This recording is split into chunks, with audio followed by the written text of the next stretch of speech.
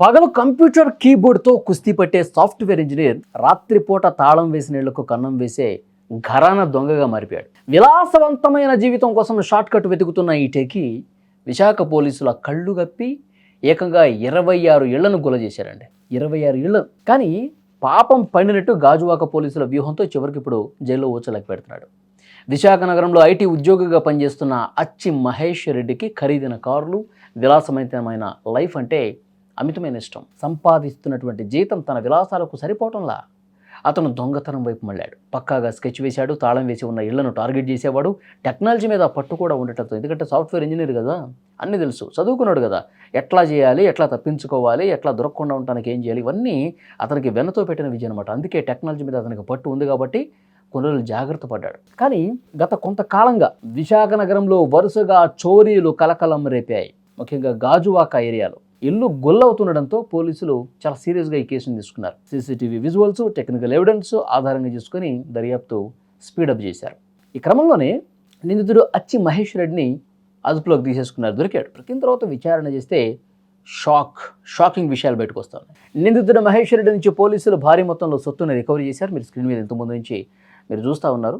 మొత్తం అతను కొట్టేసినటువంటి మొత్తం బంగారు ఆభరణాలు కావచ్చు, నగదు కావచ్చు, అన్నీ కూడా బయట పెట్టారు పోలీసులు. 1084.94 గ్రాముల బంగారం అంటే కేజీకి పైనే పసిడిని రికవరీ చేశారు. కేజీ బంగారం అంటే ఇప్పుడు బంగారం రేట్లు ఎట్లా ఉన్నాయో మనకు తెలుసు. వీటితో పాటు 6333 గ్రాముల వెండి వస్తువులు కూడా స్వాధీనం చేసుకున్నారు. 40,000 రూపాయల డబ్బులు కూడా ఉన్నాయి. తిరగటానికి వాడుతున్న ఒక విలాసవంతమైన కారును కూడా పోలీసులు సీజ్ చేశారు. పగలు ఆఫీసులో సాఫ్ట్వేర్ కోడింగ్ రాస్తూ ఉంటాడు. రాత్రిళ్ళు తాళాలు పగలగట్టే ఈ కిలాడి దొంగ 26 చోట్ల తన చేతివాటం ప్రదర్శించాడంట. అంటే కష్టపడకుండా కోట్లు సంపాదించాలి. పొద్దున్న నుంచి సాయంత్రం వరకు కంప్యూటర్ ముందు కూర్చొని ఎంత సంపాదిస్తాం? సాఫ్ట్వేర్ ఇంజనీర్కి నెలకు ₹1,00,000 వేసుకున్న 12 లక్షల సంవత్సరానికి, 5 సంవత్సరాలు కష్టపడిన 60 లక్షల రూపాయలు. దేనికి పనికి వస్తాయి?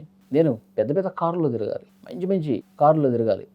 తర్వాత హ్యాపీగా లైఫ్లో ఏది కావాలంటే క్లబ్కి కావాలంటే క్లబ్కి, పబ్కి కావాలంటే పబ్కి, తిరగటానికి, తాగటానికి మొత్తం డబ్బులు కావాలి కదా, రీతిన ఖర్చు పెట్టాలి కదా, మంచి లగ్జరీస్ లైఫ్ ఎంజాయ్ చేయాలి కదా అనుకున్నాడు.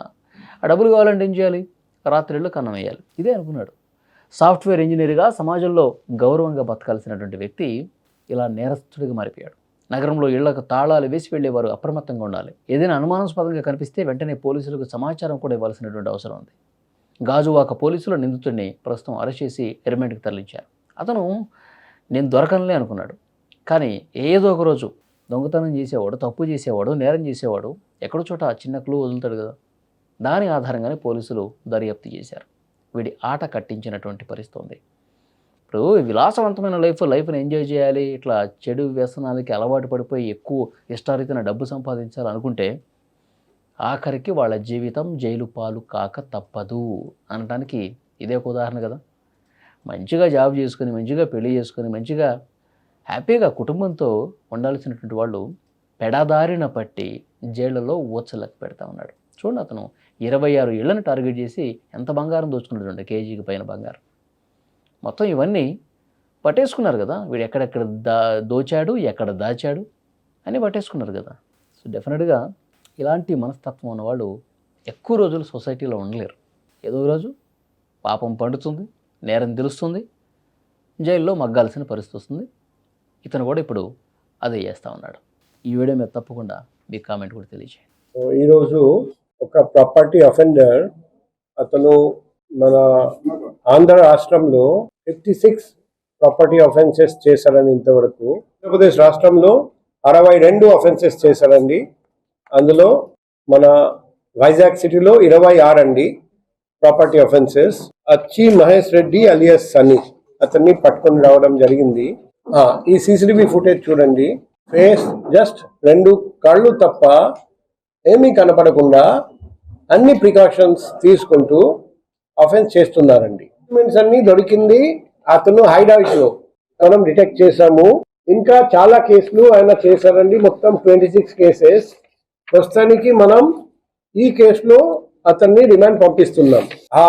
మార్కెట్ వాల్యూ చూస్తే ఇది వచ్చేసి మనం చెప్పిన వాల్యూ, కానీ ఈ రోజు చూస్తే 1.09 crore మార్కెట్ వాల్యూ. ఇది కాకుండా ఒక BMW కార్ అతను కొన్నారు, ఇవన్నీ స్టోలెన్ ప్రాపర్టీ అమ్మేసి, అది కూడా మేము సీజ్ చేసాము. తర్వాత ఒక 2-వీలర్ స్కూటీ నంబర్ ప్లేట్ లేకుండా, అది కూడా దొంగతనం కోసం యూజ్ చేశాడు, అది కూడా మేము సీజ్ చేసాము. సో ఇంకా కొంత రికవరీ చేయాల్సి ఉంది.